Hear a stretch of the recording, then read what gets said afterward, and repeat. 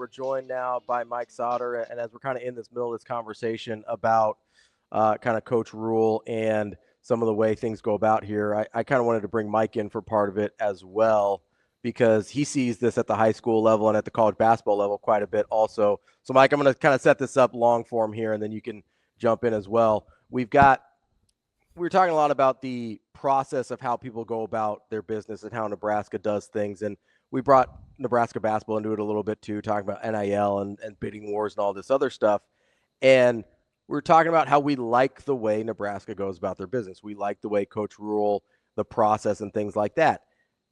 We understand, right? Like none of that really matters if the wins don't come, right? Like at some point the wins have to come as well.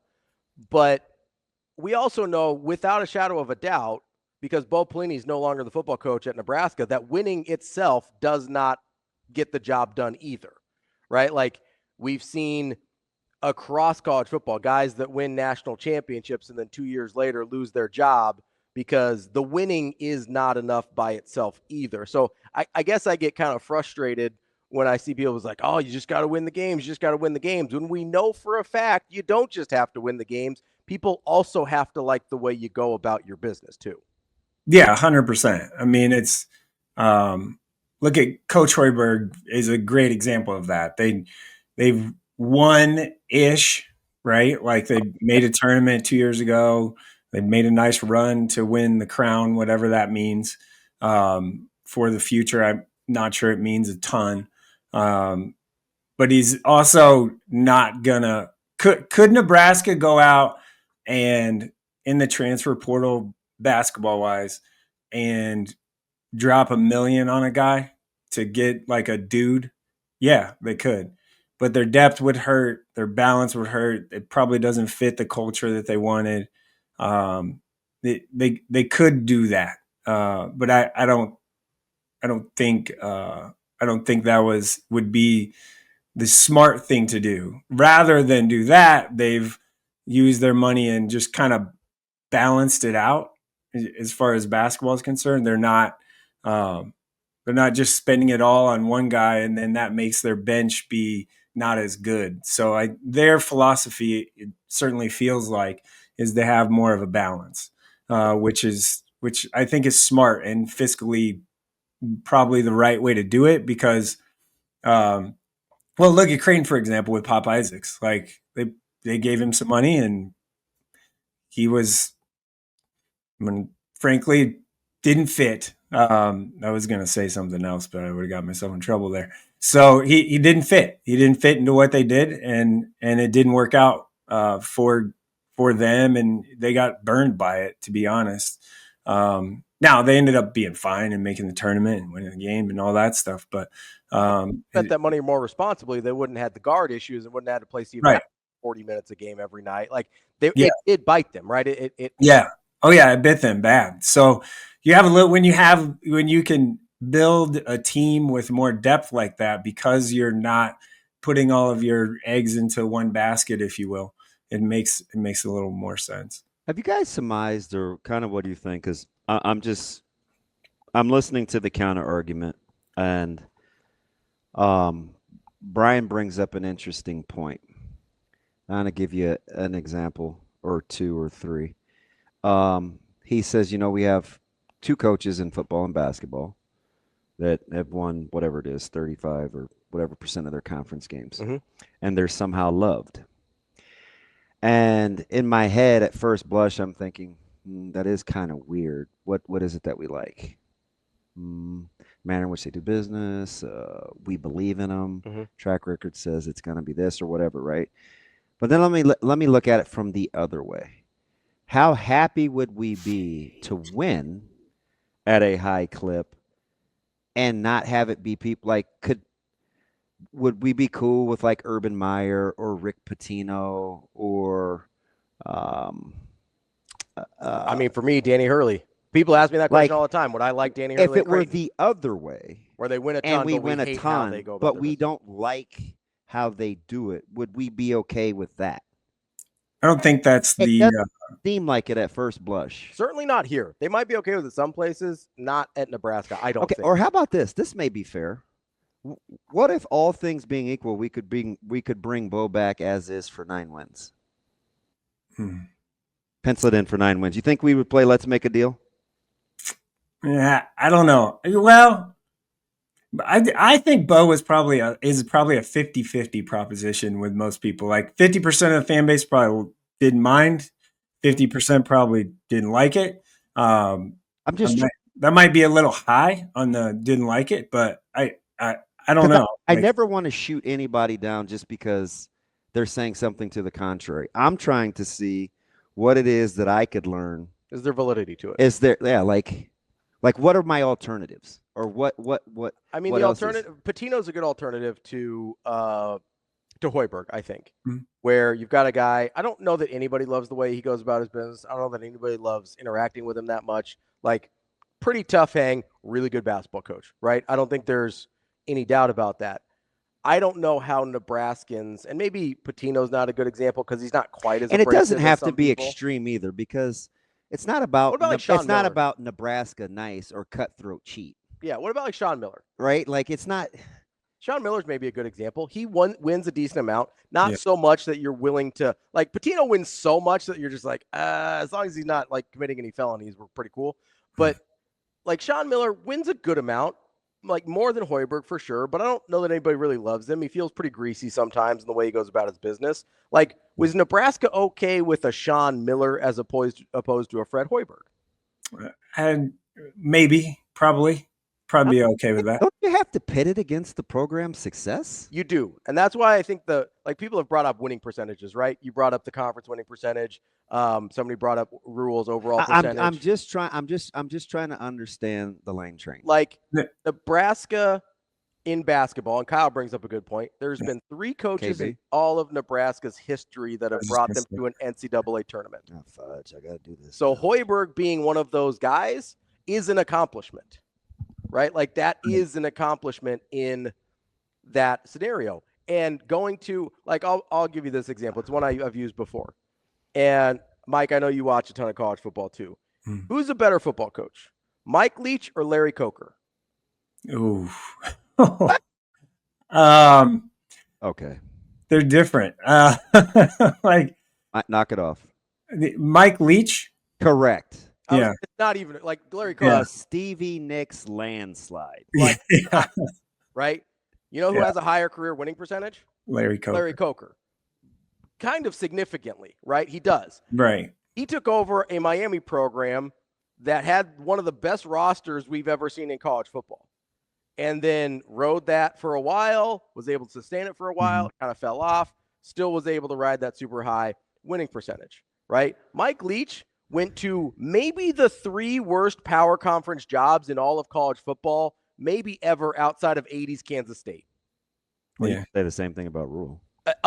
That's my exact point, Right. right? Like Rhule going to Temple when it was at the time that they was there.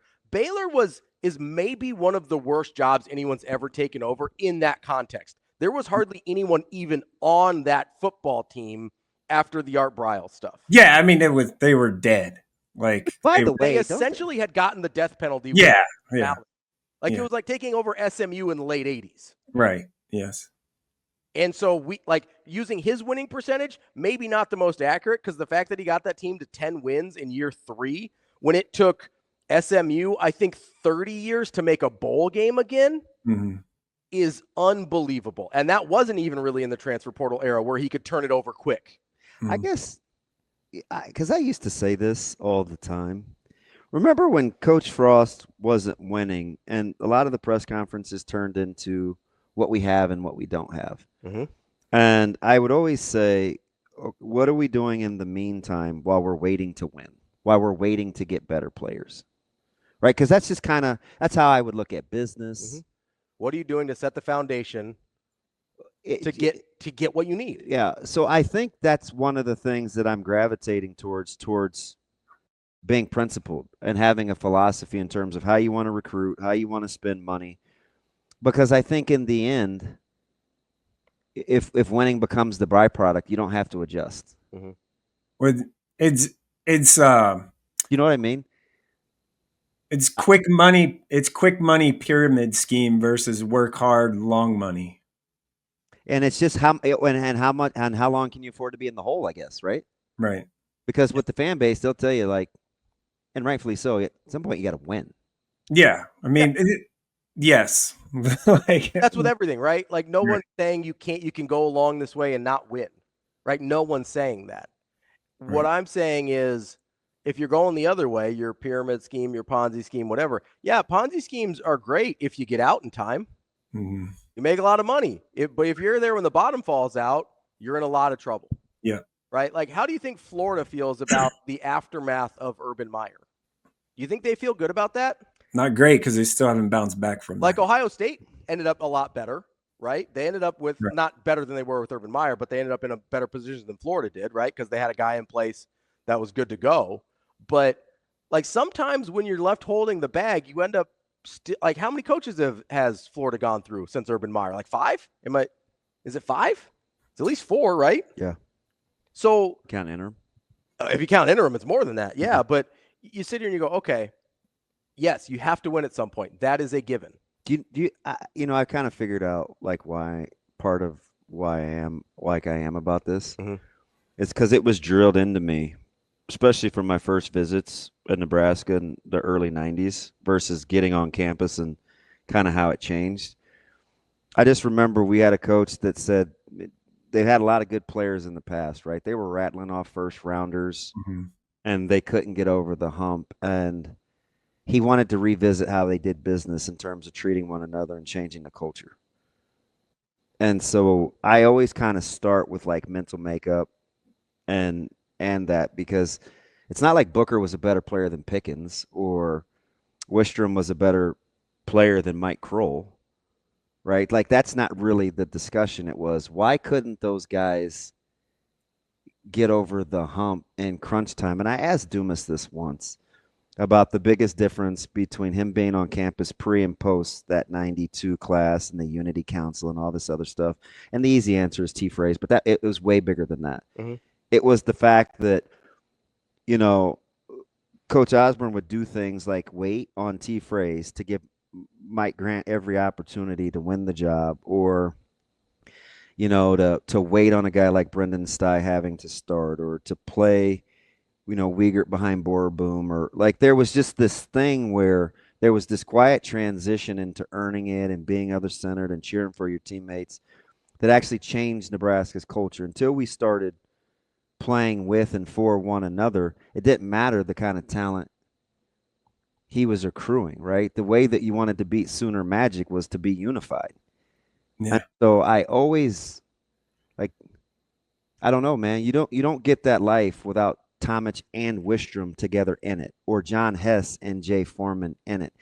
And it does something to my spirit when I hear people just talk about, oh man, they had great depth. They just had fellas. And it's like, yeah, that was really hard too. Like that wasn't always fun. Like sometimes you wanted to be the guy or didn't want to cheer for the guy. Like I'm pretty sure, Mac 10 wasn't always interested in cheering for Mike Brown. You know what I mean? Especially coming off an injury when a guy gets to campus in '96. So it's like, look at the running back room in that time though too. I mean, and I try to take me out of it, but yeah, that's the easy one. But you had to do it in the quarterback room too, right? Yeah. So I just like the methodology in terms of how to run a program before I worry about what the end results are. And at some point, I'll get to what the end results are, but I don't want to build a house on shaky ground either, right? Right. I tried that in my personal life. That doesn't work, right? Mm-hmm. Like you gotta. It just doesn't work. So I'm always gonna gravitate towards the methodology, and I like the fact they're not blowing money on NIL, and you want the right guy. And man, do I want to win? But I'm also smart enough to know I can't compare going to Baylor post Bryles versus the monumental increases in the program's development since Coach Rhule took over. Mm-hmm. Right? It's not important for me to understand that he hasn't beaten a Power 5 opponent ranked, because I'm just a big fan of just because you have been doesn't mean you always will be. That just would be a miserable way to live life. Right. I just Well, how many times do we hear in the pre-Warriors dynasty in the NBA, right? Oh, you know I jump think shooting team can't win a championship. Mhm. Team can't win a championship. Jump shooting team can't win a championship until a jump shooting team won a championship, and now it's like, okay, just because it was true doesn't mean it's always going to be true. Like we're talking about, hey, Moneyball can't win a title. Moneyball can't win a title. Moneyball can't win a title. Guess how every team that's won a title in the last 20 years operates? you know who I think of, Mike, Hmm. talking about this. I can't help but to think of a guy like Coach Petito. Oh yeah. Won a ton, Yep. set his own standard, and at some point it wasn't enough. Yeah. And guess who didn't change? He'd never change. No. Coach Petito. And Yeah. maybe that was part of it, but he was still the same guy that people were vilifying behind his back. And I'm like, I don't know, man. Like, I just don't think I just don't think I can ever move that way. It's I don't know. And I've seen like at 80, it just I don't know. I don't know. I think Coach Petito comes to mind right away. Sometimes the winning just isn't. It's just it's weird. it's kind of like this voluptuous apple that I have. You've been waiting to go to that apple. When Bigfoot comes, I just hand this apple, and then I know because I know Bigfoot's going to be in the area or something. Oh man, You got to get off states and highways, though. You got to do the back roads. So when Bigfoot comes, I'm just be like, "Here, have this apple. You guys Don't eat me. Eat this very voluptuous apple that I have." Harriet alone. I love Harriet. By the way, I think we need to tell her. Listen, I'm pretty. Harriet's not. She doesn't do drugs. I don't know her well enough to definitively say whether or not she partakes in He's any giving sort me that of look. That's fine. That's fine. in any Sautter. sort of recreational activities like that. I really don't know. Well, she was born in 45, so she's 80, right? She said she was Oh, okay. 53. Yeah. She's probably done drugs at some point to believe that. She was in her 20s in the 60s, so That's funny. yeah, I mean, you know, some of those have a little more lasting impact on how people think and their thought processes and their, you know. I do wonder, like, you know, you would think you would see at some point, like if there's so many of them, which she says there's a lot of them, like you'd find remains at some point, right? Like I get the live ones don't want you to take pictures, but we've never found a body. It's kind of like it'd be kind of like dinosaurs, right? Like you would hope you would find some bones or something. At some point, right? Yeah. Oh, you'd have some archaeological evidence. What if they have found them, but they're just not No, with? no, Shane, no, stupid, no. They find them and they think they're dinosaur bones. Is that the Yeah. thing? Back to the Rhule thing. Here's another example, and Ravi, you love talking about this. So when I moved into my house, my yard looked like crap, and that was 3 years ago. And now because I've manicured it and built it, and it looks pretty fantastic. I will say I didn't want to give you credit because every time you send a picture of your lawn in the chat, I out of principle I try and ignore it. But I was really impressed with the DIY striper you put on there. That actually looked really good. Yeah.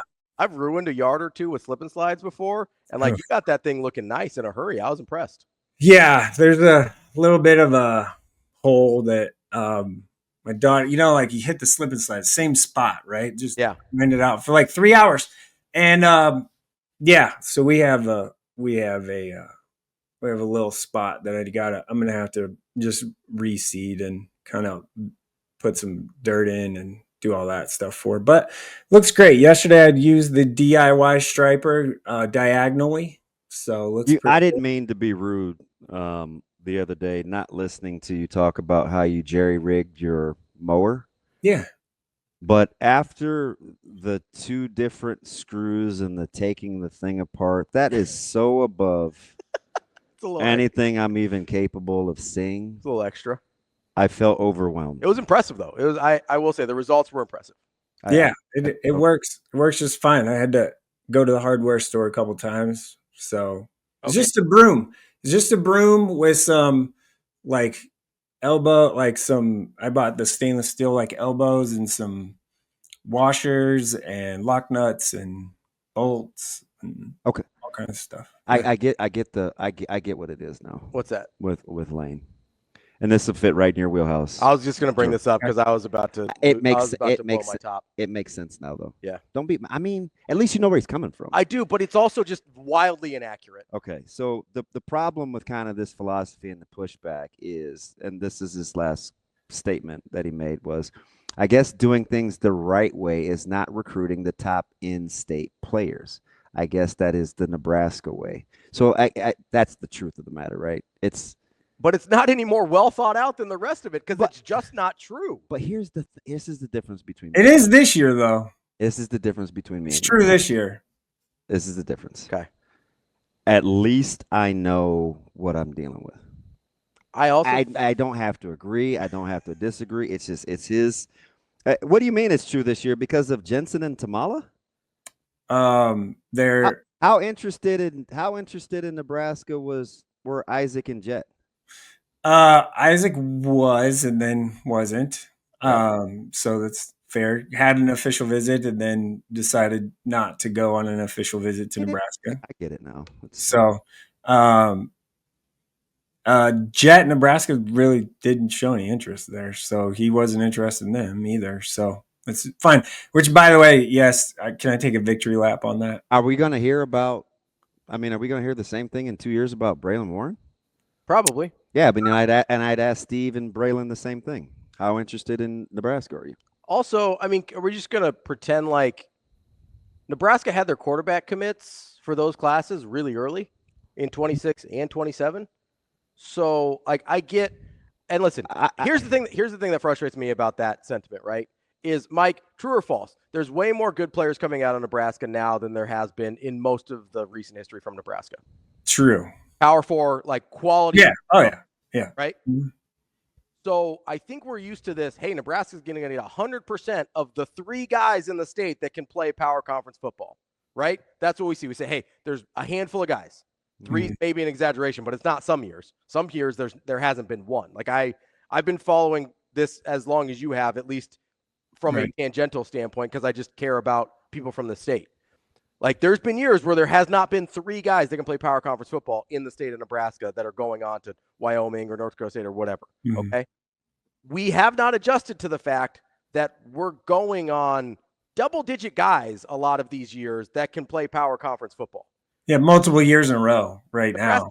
Probably not going to get all of those guys. That's just not – it's not practical, whether they want them or not, whether those guys are interested or not, whether it makes sense for their roster or not. Like, you're not going to bat 100 on 10 to 12 guys the same way you want to on 2 or 3 guys. I don't think we've adjusted this idea that just because you can play power conference football in the state of Nebraska, it's no longer the, hey, you're the one guy Nebraska can get out of the state. Mm-hmm. Yeah, that's fair. And I certainly believe that. And it's great for kids to leave the state and have success and find success. We need more of them to leave the state and have success because if you really rooted on the next go. Yeah, if you really think about it, in the last couple of cycles here, the ones that have left haven't been great. Xavier Watts, great. Fantastic, actually. Kramer's doing good at Iowa State. Right? There's a few below the radar. I like Ducker. I think Ducker's been fine. He's now like where's he at now? Temple now. And he's had some people sleep on him. I think he's 3 for 3 in terms of teams where he's landed that he's been their leading rusher. Yeah, he'll be he had like a 1,000-yard season in Northern Illinois, didn't he? Yeah, I don't hate on that at all. I like Ducker. But there's guys like that, but then there's also examples of like we're still waiting to see, Caden Helms, Micah Riley, Ducker, those type of guys that we're still waiting for, right? Like so there's a lot. Yeah. So we need to see that more. My thing is just, I guess, talking with the people in this cycle or this class, 26, maybe a little 27 too. It's like, hey, like we're 45 minutes away. Should we have to go to your camp? Like we're right here. Are you? No, I don't want to pawn that off. Not. And yes, part of my opinion is I do believe that like, hey, we're right here, man. Like, you know, should we have to go to your camp for you to show interest in us, for you to like recruit us and to do all that? We're right here. Like that's the questions, right? That people are asking or have. And I get it because a couple of those are right in my very own backyard. Right. Like I see both sides of that. I've seen Teddy, I've seen Anthony, I've seen Braylon. I get it.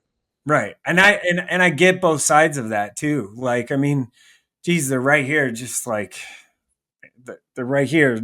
You can see them a lot. Like, but I will say one thing, and I can only say this about Braylon and Teddy so much because I know that question has come from both parents, right? Well, Matt Rhule has been very not publicly, but he has said, and he's talked to DJ on a more than two occasions where, and I think it's kind of the same thing with, I do think there is something to them seeing you in their environment versus against other high school competition. That's very fair. And Nelson Wheeler is an example. And I think the one thing that sticks in his craw about Teddy is if he was going to run that time and test out for Notre Dame, why wouldn't he do it here? I guarantee you, Coach Rhule wishes that he would have done that in Memorial Stadium.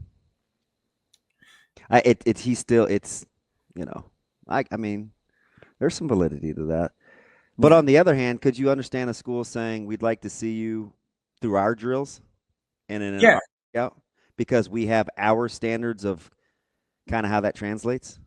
Yeah, 100%. That's fair. It's a fair argument. And like I said, both sides, I see both sides of it. But I also look at like, man, like Miller South has 8 guys. We talked about this last week. And like, how many times did Nebraska go to Miller South whenever they could, like in the fall or even in in the winter in like January or February or whatever. So, which like in the Jett the other day is another reason why I like him. I sent him a congratulations from 7-on-7. He was like, "Yes, sir." But when he was doing the interviews, like his self-awareness is one of the things that I've always liked about him. I like Jett a lot. I do too. Just listening to him, I was like, man, okay. Like, hey, I was a little bit of a late bloomer. I had to work on this. I had to do that. Like he took all that stuff and he used it as fuel. Yeah. Mm-hmm. And just hearing him go through the, interviewing him on kind of his journey. And I think they caught up with him at Elite 11. And just his own self-assessment. I was like, he's always going to give himself a chance because at a young age, he's capable of doing that. Yeah, it's hard. Self-evaluating. It's just really hard. And then to be honest, because most of us lie to ourselves. He's very mature. Like he's very mature. Like his dad, if you know his dad, very measured, like very professional person. Like he has been in had to have tough conversations with people before. So Jett will be fine. I am, I'm going to be very happy for him. And look, the Alabama offer was legit. That's all. We'll say that. The only thing I'm upset about him flipping to Alabama is I was really excited about Matt Campbell getting a really good quarterback. Right. Like, because I like Iowa State. I like Matt Campbell. Like, I appreciate what he's done with that program. It's a bummer that he's not getting a really good quarterback. That was, I think, I said, what did I say? It's a year ago. Like, I didn't understand why Jett didn't have any offers. Like I said that out loud, I think on this show where I was like, hey, that guy's pretty good. He's got really good size. Like that's a dude that has that should be being recruited at a higher level. And to his credit, he fixed some things that he needed to get better at. And he got that acknowledgement later in the process. But that's my only, it's not even beef. That's my only thing that I don't love about the Alabama flip is I just really liked that Matt Campbell was going to get a good quarterback. It was, I will tell you, I talked to him and his dad on Monday at our 7-on-7 event, and Jett wasn't there on Tuesday because he had to fly out to Elite 11. But it was tough. Like it was on Monday. Like when they were on the phone with both schools, and Coach Waters does a great job and had built a tremendous relationship with Jett and his family. And it was a pretty tough conversation, I would imagine, to have to decommit there, because they did build this. But most kids in that situation would have immediately been like, I'm dropping them and I'm going to Alabama. They took some time and really thought it through. So I need to it's a lot of credit to them. Again, it shows the maturity there. I know it. I mean, I just like him. Mm-hmm. I do too. I've seen. I know his dad better than I know him, but I've seen better crumble under similar situations. And I tell you what, I've seen that guy get coached really hard, and he's cool. Oh yeah, he can take it. The thing about Jett is, one thing when he was like a sophomore, I was like, is he athletic enough? But now he's pretty athletic enough. I saw him throw down on somebody pretty aggressive. Look at the basketball stuff. Look at basketball. He's a pretty athletic guy, and he can move. He can really move out of the pocket and do some things, and he's fine.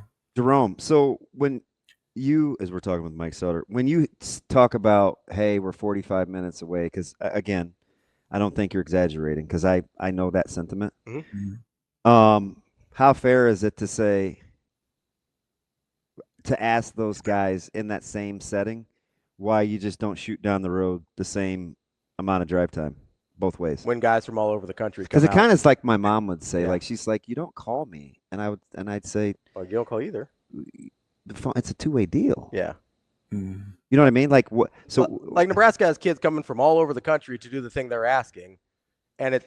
Why I asked the question? Do you know why I asked the question? Why? Because I was but I don't want to exaggerate. I had I've talked about this generally, difficult conversation with Coach Aycock about Caleb going to Ames and came to West Side, and I think I can say this. It just wasn't. The example he used is, I have this guy, and because Caleb canceled he canceled an OV.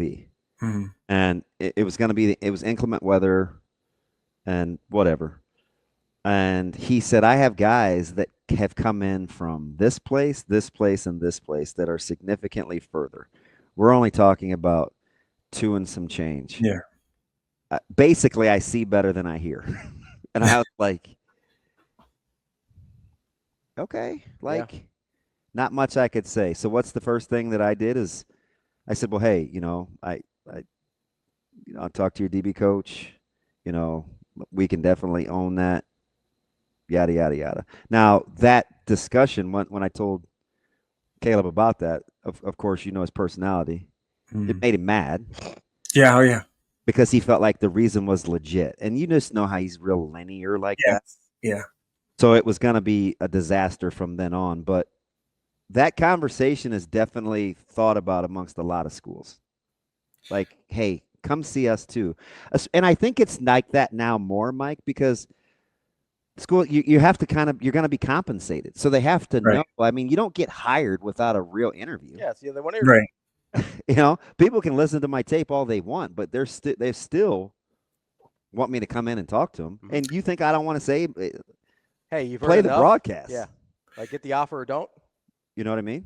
I also think people need to want to, before the interview, you probably need to have a couple phone calls and a little correspondence back and forth, though, too. Yeah. I don't know, man. I'll say I see both sides of the coin for sure. But right now, like the sentiment with some Nebraska kids, families, coaching staff, whatever it may be, however that may be sliced, is, hey, we're right here. You need to show us some love too, and then we'll reciprocate it, I guess. That I think is part of this sentiment. So fair or foul that this staff has spent more time in Omaha than any previous staff in the last 15 years. Certainly has. He certainly had Frost. Who? Frost and Root's been a lot. What do you mean Omaha? Wait, who? What part of Omaha are we talking about? Frost was coming to Omaha like What part of Omaha? Frost was coming to Omaha like Rhule, yes or no? West of 120th Street. Well, who was out there that he was recruiting? Oakhorn South a lot. And Burke.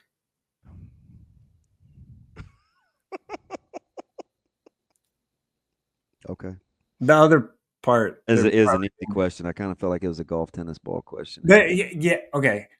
It's an well, easy, he hemmed and hawed over Larry Coker versus Mike Leach too. So it's an easy question, Mike. It is. Yes, Rhule has been here more, but I'm saying back when Frost. Where was the first? Where was the first place Mickey Joseph went when he got the interim tag? Was it Central? Did he feel like he had some making up to do? Gretna. Oh yeah, 100%. Hey man, like, where's the first? Who did Rhule want to go back? Well, he's making up to do. Who did Rhule want to go back and take a look at the quarterback spot in Gretna? Yeah, Zane. Okay, man, like keep it a buck. Keep it a buck, man. Oh, I'm just there was a lot of time spent west of 120th in the Frost era if recruiting. I'm just saying. Not a lot of time spent east of 120th Street or 70th, the 84th Street. Doing a quick count here, I believe this number's close, if not dead on. There are 40 guys from the state of Nebraska on this roster. 40. Yeah. So I don't think we can genuinely sit here and say that Coach Rhule has not. And I know that's no, I'm not saying that. By the way, like I know there's some people in recent classes that are like, maybe they deserved a phone call, maybe they didn't, whatever. But there's no way you can look like there's only. I mean, we thought Mickey was a god because he was in Omaha as much as he was. Like there's 129 guys on this seriously roster. Misremembering. No, I said Damon. I said yes, he was there a lot, and like he needed to be east of 120th Street because they had a problem east of 120th Street. Things like hosting camps, free clinics east. Yeah. Okay. I just said like okay. When I was talking about the Frost thing west of, I was very tongue in cheek there a little bit. Hopefully, people understood that was kind of me. I don't know, man. We got a tough group. You got to be. So like, this is a tough group. But people that know, like they struggled in the Frost era. Really, it wasn't this. Bo was. I mean, Bo heard it. Riley didn't know enough. Like we just are. Before Coach Rhule just saying things to fit our. You can have your own opinions. You just don't get your own set of facts. Before Coach Rhule, they had kind of a problem. East had Cooper on the streets. You did a broadcast from a North game, 3 feet from Coach Rhule. That's their head coach, Jerome. Yes, I did not. Hey, again, like I said, coach, let me go back. Down here with, I did not do that. I will never do that. By the way, well, I did say hello, but I wasn't like, here, let's take a selfie or whatever. No, I meant the microphone. Didn't you get him for a hit? I can't. No, not me. He was with Coach Knight, and they stayed through like half or whatever. Yeah, third quarter actually. Omaha North game last year. He's not baby Gronk. He's not getting selfies with Coach Rhule. Hey, that little dude, man. Dude. He need to do some investigating. I'm just saying, 31% of the roster's from Nebraska. I was not saying, I'm not like, okay, you guys are going to get me in trouble. We all need to hug. I need to hug. You want to hug it out? I got to drive to Kansas City here in like. Oh, what's in Kansas City? The boys basketball event. The music for a second? Oh, the showcase? Yeah, the Midwest Basketball Showcase. So I'll be there today and all day tomorrow. And listen to tomorrow's schedule, by the way, on basketball. We can talk about this. Next week. Let's talk a little more about what I meant and said. But the boys basketball Midwest Basketball Showcase is in Kansas City this weekend. Division I coaches will be there. There's teams from Nebraska, Iowa, Kansas, Missouri, Oklahoma, Arkansas. So it's a good event. It's always fun. I've been to every iteration of this event, even back when with the first one they ever had when they did the Scholastic events with live periods in June. So yeah, like Grady Dick was at this event. Hey, was that the same event we went to that where they take a couple guys from each school that Cable was there? Remember? Yes, but they changed it to where it's whole teams there. Yeah, it's whole teams now. So yes, it's the same event, but it's entire teams instead of That's just. kind of a cool little deal. Yeah, it is. It's great. I love it. I have a lot of coaches there. That's where I actually got a chance to pick Crutch's brain on his philosophy. Yeah, I love the event. So we'll be there. Jacob is I gotta meet Jacob there. I have a dog. I remember crying to you about how loaded a ropes team was from Nebraska. Yeah, I mean, those guys are putting in work. I was like, dang, man, who divvied up these teams? yeah. That was at Staley High School. Then now it's Yeah. at home field in Kansas City. So Hey, Staley was a beautiful campus. it's no wonder why they win a lot. So Gosh, it was amazing. I mean, how many gyms did they have? 38, maybe? It made Northeast look small, and Northeast has like 18. Northeast has 7 full courts in their high school. Omaha Central has 1 I full know. court. Just tell 1 them. full court. Yeah, when people complain about like winning and like, oh, we don't have whatever resources and stuff, I'm like, Omaha Central did it with 1 3/4 courts in their entire building, so no excuses. Like practice time was whatever. So that that's where I'll be tomorrow. There's a game. It's wild. The schedule is nuts. Like 8 a.m. 10 p.m. is the last game. There is a team from Nebraska playing every hour on the hour, starting at 8 a.m. and the last one at 10 p.m. It's a long day. Well, have fun, big man. Enjoy some hoops in Kansas City.